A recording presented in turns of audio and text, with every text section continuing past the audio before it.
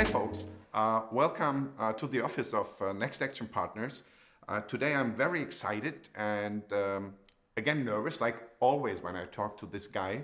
I'm going to have a conversation with David Allen, and I hope that today we will be able to present you a different perspective, a different angle of this great person. I know you know for 10 years, David, and it's such a great experience. We had so many exchanges, so many talks about getting things done and the 5 steps workflow. Today, I would love to learn about another perspective of David Allen. So I'm totally happy to welcome you here at our office. Everything I can say is heard already, read already. People know everything about you, especially our clients and our partners. And this is why I have the strong intention today to have hopefully a different interview. And I will not introduce you as the productivity guru, as the guy who is the most influential coach in the US and all that stuff. I will talk about the person, David Allen, where I'm very grateful that I met you almost a decade ago, and you gave me and the partners the kick to start with getting things done in Germany, Austria, and Switzerland. And this is why I'm so happy to have you here. Welcome, David. Welcome to Berlin. How are you? I'm fine, Sabri. Thank you so much. And I'm sorry you gave me such a fabulous dinner last night. And Berlin is such an schöne Stadt. It's a beautiful place. And fun to be here with my wife, Catherine, and to visit all the time because you have such a great staff, such a great office, and you're doing such great work. So I'm happy to join in.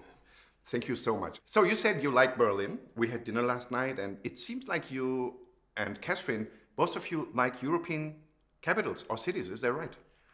I guess we're most familiar with them. Yeah. So we haven't really had a lot of opportunity to travel into more rural places. We certainly know of and have heard of beautiful places to go to, but you know, most of our travels have been to some of the most, larger cities and the capital cities. Yeah. You moved to Amsterdam 8 years ago. 8 years ago, we did. What was the reason to move from sunny California to Amsterdam, which is a great city, by the way?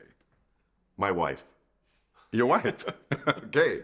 Now, she's actually a very homebody kind of person. Yeah. So to me, it was a surprise that she said, David, we need a change. And let's go have another adventure. We saw people slightly older than us that were looking a little more sedentary than we felt we wanted to be, because we were both healthy and both active, even at our ages. So we said, time to throw a dart. And there were a number of factors involved. And we wanted to come outside the US. We were a bit tired of the sort of US-centric thinking in the US. There's so many people in the US that go, is there a world out there besides the US? And we knew, and I knew by that point, yes, indeed, and a whole lot of things are going on that are global, that we felt more attracted to be involved with that and more attracted to be in a place that had much more of a global consciousness than that.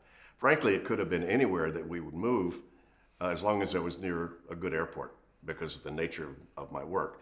But again, we don't have kids, and the world was becoming more global and becoming more virtual. So we even had an office building that we built in Ojai, California, which is near Santa Barbara, that we sold because everybody started working from home and doing, as the virtual world starting to become, even way before the pandemic, that started to happen. So we felt a little freer to be able to unhook from there and make a choice. But it could have been Stockholm or Copenhagen or London or Milan or Kyoto. Kyoto would just be a little far away from everywhere else that we might need or want to travel to. So we chose Europe, and we'd been to Amsterdam a couple of times, and we love the city. It's obviously an eye candy city. It's beautiful. It's so nice to listen to you and to see, like, there was a decision. You made that together with Catherine. You moved to Amsterdam, and I feel the passion in your sound and in your words about this move, about the Netherlands, about Amsterdam, and how you dived into that. So is that part of your attitude or one of your characteristics that once you do something, you do it the right way and you dive in and you want to understand the whole thing and like the country, the history? knowing that you were studying this and that this was the profession you were coming from, but it sounds like that you have really dived deep into the culture of the Netherlands. Even when we were on the GTD summit in 2019, you had the historian guy who was on stage and doing the moderation, and you were sending us emails together with Catherine about the history, articles of the history of the Netherlands. And is that some typical thing that when you start something that's really, you want to go into depth? Yeah, I guess yes and no. The no part of that is I'm the laziest guy you ever met. So, you know, it's kind of interesting when I decide to pick something up and decide to really go into it, because it's a lot of work to uproot everything. I mean, we did that. I guess one of the reasons we were so into it is we like to have our life simple, which sounds like we're making it more complex. One of the reasons we like to move and undid everything was to simplify both our work with GTD around the world and to simplify our life and lifestyle. So I'm kind of driven to simplify things. And I think we both have that, my wife and I, you know, share that idea that, okay, let's not have loose ends around us at all. So, it's been quite a project to unhook our businesses from the US and shift those to Dutch businesses. And and learn the language and learn everything else actually would simplify our life. We probably, who knows, but we probably will stay there the rest of our lives. And so obviously the more familiar we are with it, the more we know about it, the more comfortable we are in the culture to be able to do that. We like to network with really cool people. You're an exception, but but I'm in Berlin. I'm far away. I kid you. I'm far away. You said that you are the laziest person on the planet. This is what you say. And maybe this is also one of the reasons why you were diving into and inventing getting things done. But what I want to see is when you talk about simplification and simplicity in life. And I think this is more important than it has ever been in these days. And there is kind of a trend that people say like, there's always this growth imperative, to grow. Every 6 months there is a new mobile phone. Every 6 months there is a new MacBook available. Every 2 years there is a new car and all that stuff, and renewing and not rebuilding, but always building new things and growing. And I feel like it's a little bit hard for me to resist this growth imperative. And when you talk about simplifying your life, and you look back the decades, are you happy with the grade of simplifying your life actually? Yes. So did it happen? Yeah. All that technology increase is about simplification. I know a lot of people use it in another way or let themselves get distracted by the stress of opportunity. A lot of people, are using technology to try to do what I did very, very well with a paper planner for 20 years. As a matter of fact, the paper planner gave me an easier way to see the gestalt of my whole life and have a tool with me all the time for input and for access that gave me that sort of location and space and time psychologically, better than any computer program could ever do, at least yet. Even if you had 3 Thunderbolt screens in front of you, you can't see everything I could see when I opened that planner. Now, there's good and bad news for both of those tools to try to manage it. But I still keep saying, okay, let me try that out, see if there's a simpler way to get done, what we need to get done. Mm-hmm. And so I suppose one could translate that as efficient. Because in truth, I think our whole life is about efficiency. A lot of people would argue, they say, well, no, there's efficiency and then there's effectiveness. There's doing things right and then there's doing the right things, yada, yada. That's an old, adage out there. However, when you say, how do you know what the right things are? Why? Why do you want to know what the right things are? So you can do something better. Efficiency. So it's all about efficiency. It just depends on what horizon that you're engaged with. How efficiently are you living your life purpose? How efficiently are you making sure that your life and your activities are mapping to your standards? There comes another question to my mind, because it's like the purpose of efficiency. This is somehow what I could hear out, and what I see in my coaching practice and in my getting things done practice with clients, with great people. I had the honor to work with great people to show this stuff and all this, and they say, I want to be more efficient, I want to become more efficient. And I think it's a great question to ask, what is the purpose of efficiency? Do you have a definition for your purpose of efficiency? Well, no. How efficiently are you living the life you want? Yeah. How effective? I mean, to me, I think we're teleological beings. We can't stop wanting something and moving towards something. At least here in the material world, that we're in, you couldn't stop your intentionality. You're always intending something. Even if you're trying to do nothing, that's an intention. Mm. Even if you're trying to relax, well, how efficiently are you relaxing? See, everybody thinks efficiency has a bad rap to it, has a bad wrapping to it, much like the word productivity does. People say, oh, efficient and productivity, I'm going to work harder, I'm going to work more, and spend more time, and get more stuff. Yeah, but at some point you're going to go, wait a minute, I don't need more stuff, I need to relax. Well, you kind of lost track of productivity. Productivity simply means produce whatever you want as some sort of an outcome. If you go to a party to have fun and don't have fun, that's an unproductive party. If you go on a vacation to relax, you don't relax. You're being unproductive. So most people don't have it wired up that way. I think if you kind of reframe how you think of those things, productivity simply is produce, right? That's the word. Well, you can't stop producing. You couldn't stop if you tried, right? If you try, you're trying to produce something. If you look at your life, so how did this book change your life? Not in terms of now there is a 5-step workflow, but what happened then? So because you got a great amount of approval over the decades after you have issued the book, but what happened then? Especially when there was this Silicon Valley crazy times, people were talking about the folders and about the 5-step workflow and all that, and that was the center of the innovation, and people were talking about your methodology, your book, you have been invited. Has there been a different kind of approval, and what impact did that have on your life? So could it be that was kind of a next chapter of your life after the release of the book? That's a good question, and if you don't mind a long answer. Of course, that's why we are here. We have to rewind the tape back to, I think I was 9 years old. And I carried around a penny, a US penny, in my pocket. Because who's on the penny? Abraham Lincoln. And,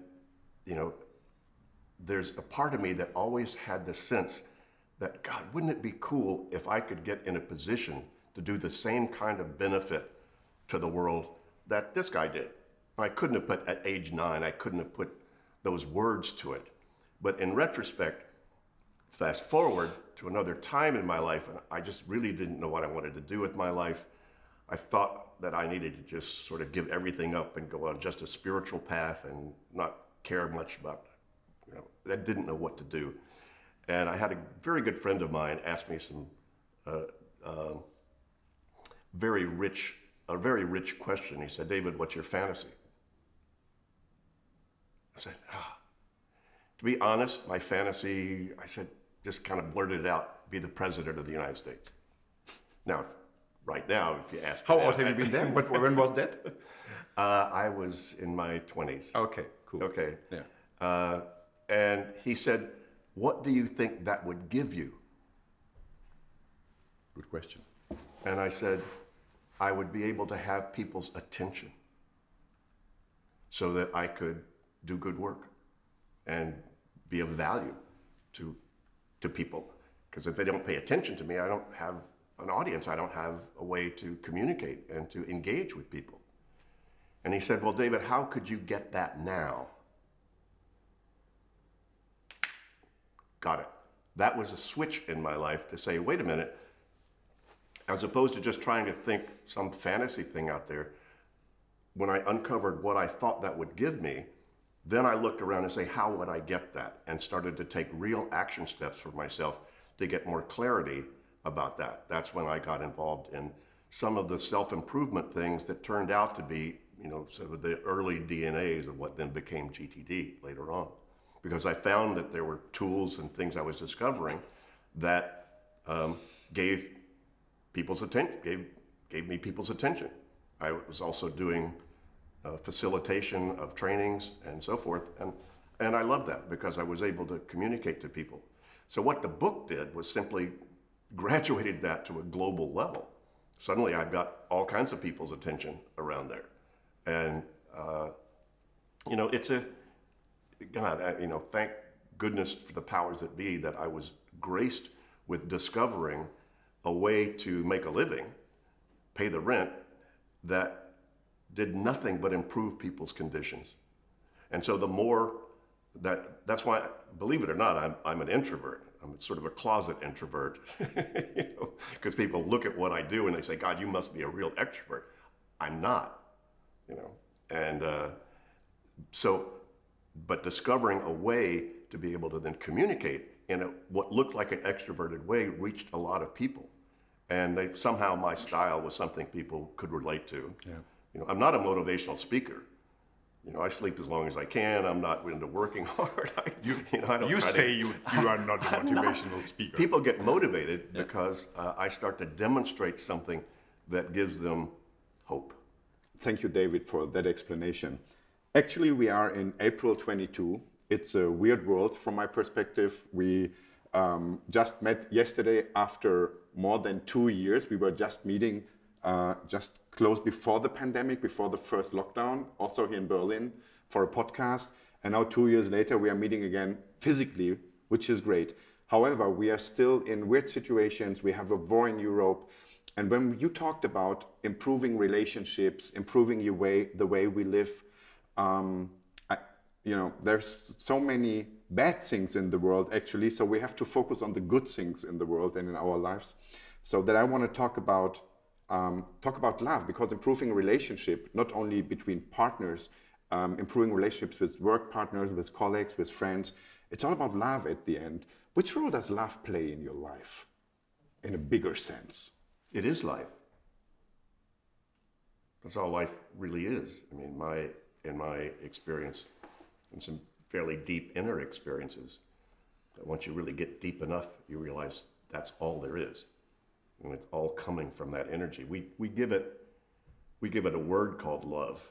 But once you taste what that real essence of the spiritual essence of who we are and what we're doing, love is a small word, but it's the best thing you can do to describe it.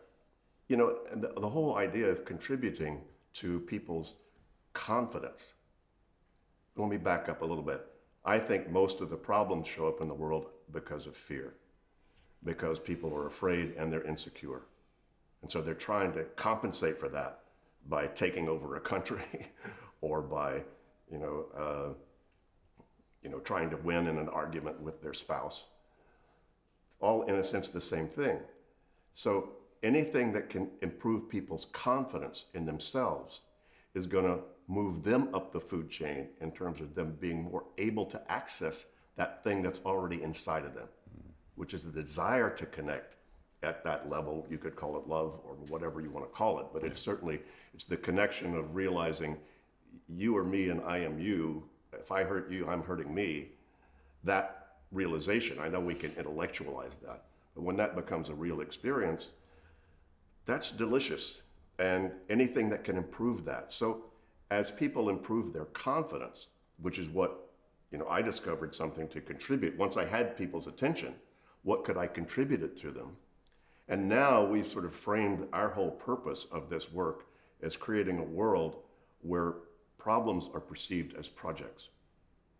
Because if all you do is perceive something as a problem, you're probably in victim mode as opposed to in the driver's seat of your life. So anytime that I can assist somebody in getting more in the driver's seat of their life, they're going to make better choices. They're going to be more open. They're not going to be as afraid. And so all of their behaviors, whatever it is probably going to improve. That makes total sense for me, and it's so nice to listen to that wisdom and to that experience which you gained over the decades. Thank you so much. It's always a pleasure again. And you were talking about maybe things change with 80 and 85.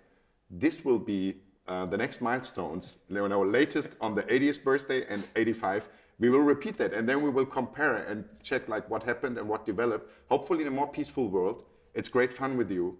Hope to spend more time with you. See you soon. Well, let me just say that when they turn off the cameras and stop doing this, you and I could keep talking until I'm 80.